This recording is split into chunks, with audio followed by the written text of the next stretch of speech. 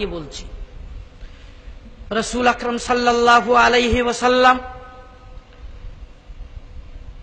এক রাত্রে 9 জন স্ত্রীর সঙ্গে সহবাস করলেন।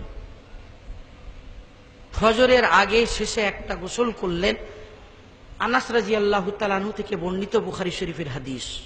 এটা হাদিস তো, কিন্তু এক রাত্রে 9 জন স্ত্রীর কাছে যে সহবাস করা সুন্নাত।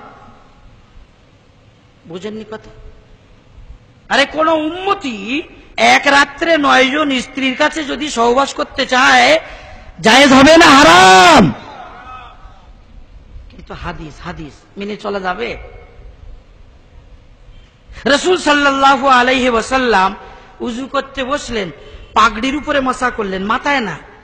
তোমার মাথায় যেমন পাগড়ি আছে, পাগড়ির উপরে মাসা করলেন, মাথায় মাসা করলেন না। বুখারীতে আছে। হবে? পাগড়ির উপরে মশা করলে হবে? বুখারী শরীফ 2য় খণ্ড কিতাবুল মাগাজি খুলে দেখুন। 6 বছরের সাহাবী ইমামতি করছেন। 6 বছরের সাহাবী ইমামতি করছেন। সে জামানায় মেয়েরাও মসজিদে আসতো। এও আবার আলাদা ব্যাপার, বলছে সব মসজিদে চল। হানাফিরা মেয়েদের আর মসজিদে ঢুকতে দিচ্ছে না, সব মসজিদে চল। পরে আলোচনা করছি। মেয়ে ছেলেরা বলছে, আরে তোদের ইমামের সাজদায় গেলে পাঁচা আলগা হয়ে যায়, সবাই মিলে একটা জামা তৈরি করে দে না। তো বেটা ছেলেরা চান্দা করে 6 বছরের সাহাবী ইমাম সাহেবের একটা জামা তৈরি করে দিলেন। বুখারী শরীফ 2য় খণ্ড সমরনীতি অধ্যায়ে, যুদ্ধের অধ্যায়ে হাদিস লেখা আছে তাফসীলি ভাবে। 6 বছরের বাচ্চার পিছনে, আর বিশেষ করে ইমাম সাহেবের পাঁচা আলগা হয়ে গেলে নামাজ হবে?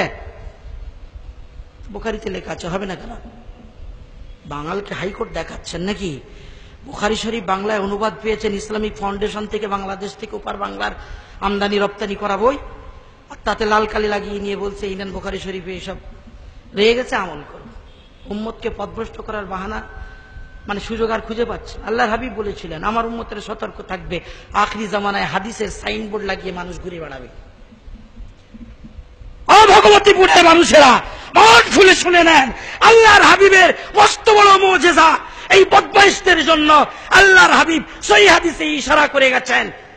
আবু হুরায়রা রাদিয়াল্লাহু তাআলা আনহু থেকে বর্ণিত, মুসলিম শরীফের মুকদ্দমা 9 নম্বর পৃষ্ঠা আর 10 নম্বর পৃষ্ঠা খুলে দেখবেন, আখরি জামানায় এমন কিছু দাজ্জাল ও মুহাম্মদ পয়দা হবে, যারা তোমাদের কাছে হাদিসের সাইনবোর্ড নিয়ে ঘুরে বেড়াবে। ইয়াতুনাকুম মিনাল হাদিস বিমা লাম তাসমাউ আনতুম ওয়ালা আবাউকুম, এমন এমন হাদিস যেটা না এর আগে তোমরা শুনেছো, না তোমাদের বাপ দাদারা শুনেছে। ফা ইয়াকুম ওয়া ইয়াহুম, তোমরা তাদের থেকে নিরাপদ দূরত্ব বজায় রেখো। লা ইউযিল্লুনাকুম, যেন ওরা তোমাদের পথভ্রষ্ট না করতে পারে। ওয়ালা ইফতিনুনাকুম, যেন তোমাদেরকে ফিতনায় না ফেলতে পারে। আমরা ছাত্রদের হাদিস পড়ানোর সময় বলি যে আল্লাহর হাবিব সাহাবাদের ইশারা করে গেলেন, কিয়ামতের প্রাক্কালে হাদিসের সাইনবোর্ডে ফিতনা হবে, হাদিসের শিরোনামায় মানুষকে পথভ্রষ্ট করা হবে। এই হাদিসে তার দিকে ইশারা করা হয়েছে। বলুন সুবহানাল্লাহ। আল্লাহর হাবিব যাদের সম্পর্কে 1500 বছর আগে ইশারা করে গেলেন, আজ তারা আমাদের মাঝে এসেছে, কখনো জাকির নায়েকের রূপে, আর কখনো অমুক মাস্টার, অমুক ডাক্তার, আর কখনো এলাকার অমুক শেখ পার্টি, আর কখনো অমুক আর তমুকের রূপে আসে, ফ্রি বই দিয়ে যায়, প্রশ্ন ছুড়ে যায়, বলে মযহাব কবে থেকে হলো? আবু হানিফা কোন মযহাব মানতেন? নবীর মযহাব কি ছিল? বলছিলাম না, ওদের কাজই হচ্ছে প্রশ্ন করা। আমি আমার ইমাম মানবো কেন কেতাবে 10টা প্রশ্ন করেছি। আমাদের কাজ প্রশ্ন করা না, আমাদের সমাধান। 10টা প্রশ্ন করেছি, আলে হাদিস জগতের হিম্মত থাকে জবাব দেবেন। প্রশ্ন করে জল ঘোলা করার চেষ্টা করবেন না, সমাধান উম্মতের কাছে রাখুন। বলছেন কোরআন মানবো, সহিহ হাদিস মানবো, আর কিছু মানবো না।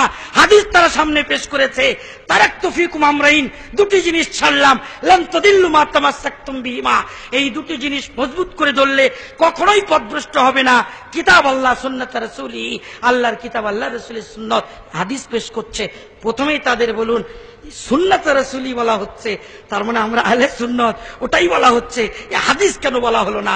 জিজ্ঞাসা করুন। সমস্ত হাদিসের উপরে আমল করা যায় না, তবে আল্লাহর হাবিবের প্রত্যেকটি সুন্নত অনুসরণযোগ্য।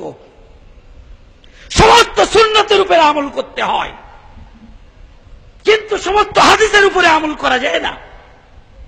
মিসদাক জানে না, নাম রাখতে শিখেনি, বলে আমরা আহলে হাদিস।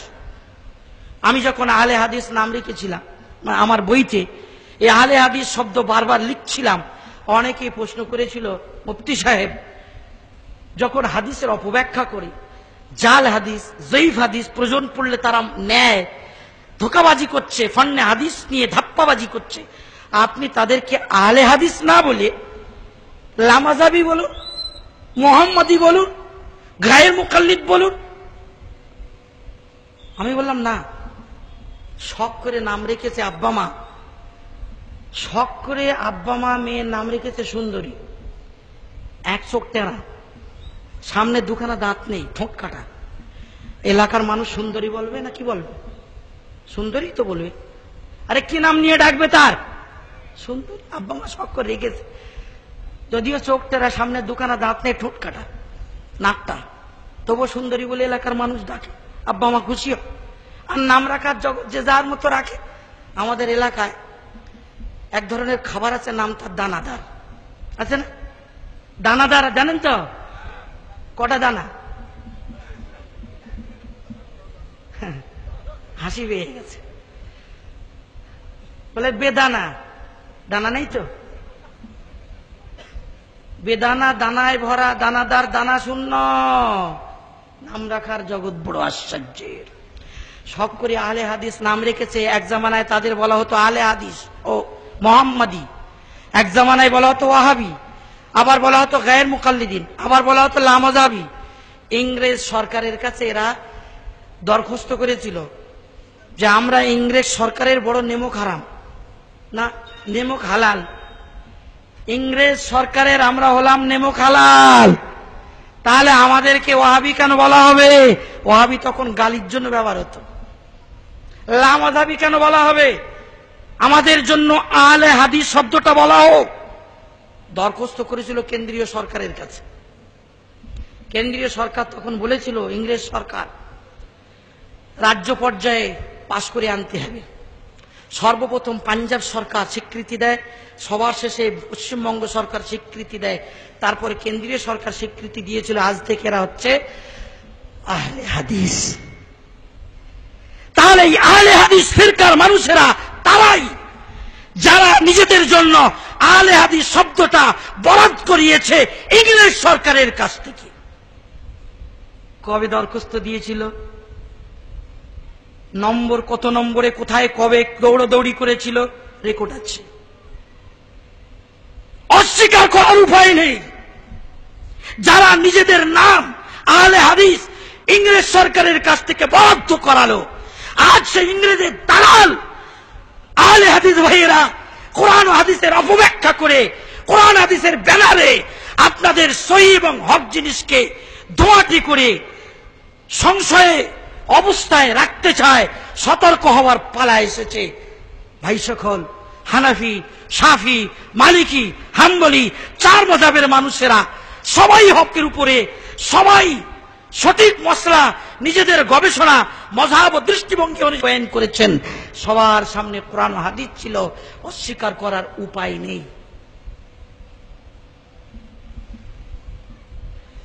এরা বলছে আমরা কোরআন মানবো, হাদিস মানবো, আর কিছু মানবো না।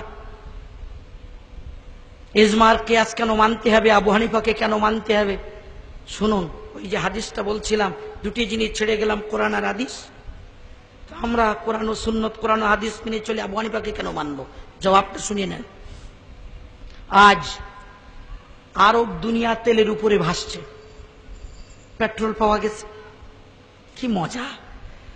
যেমন আমরা গরিব মানুষ ইন্ডিয়ান, বাড়িতে কয়েকটা পাইপ মাটিতে ঢুকিয়ে দিলাম, সুশীতল পানি।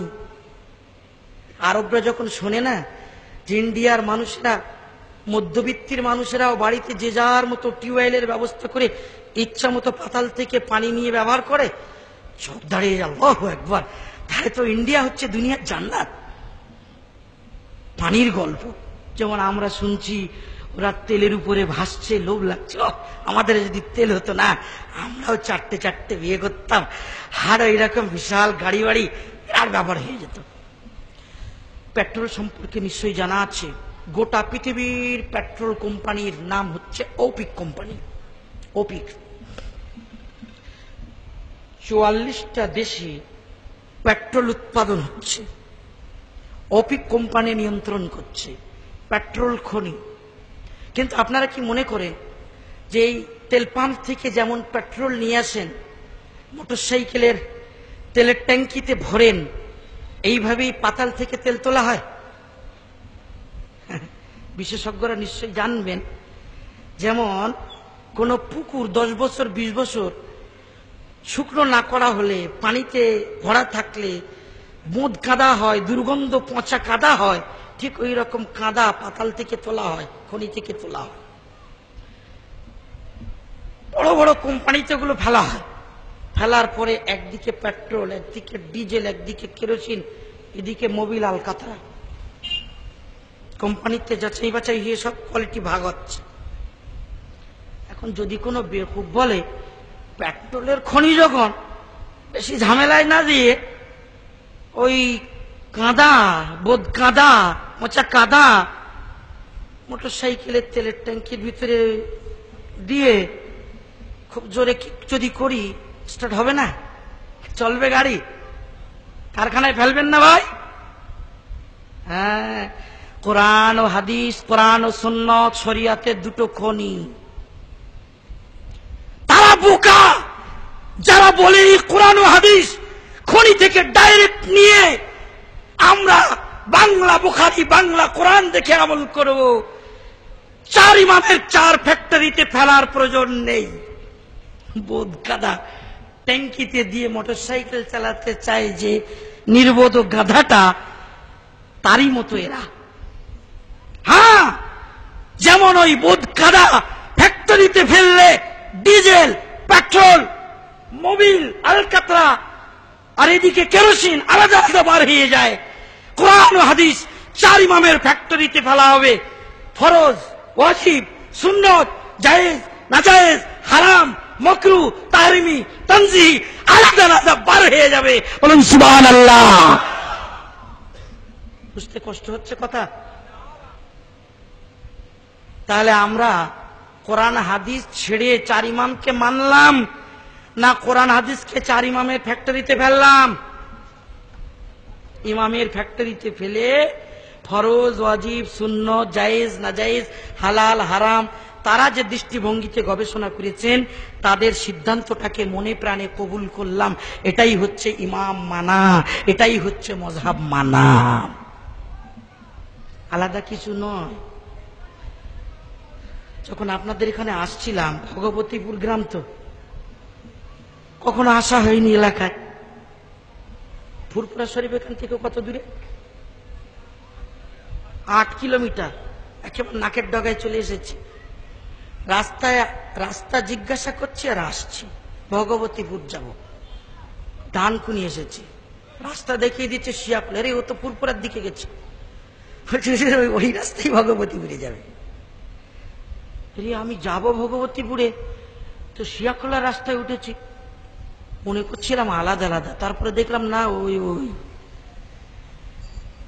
4 ইমামের অনুসরণ, আল্লাহ রাসূলের অনুসরণ, 4 ইমামের অনুসরণ, কোরআন হাদিসের অনুসরণ। বলুন সুবহানাল্লাহ। 4 ইমামের কারখানা দিয়ে তাদের যাচাই বাছাই, তাদের গবেষণাকে পাড়ি দিয়ে কোরআন হাদিসে পৌঁছাতে হবে। তা যদি না হয়, বাংলা বুখারী, বাংলা আল কোরআন দেখে আমল যদি করা হয়, কাপড়ে চুপড়ে হয়ে যাবে, সম্ভব না।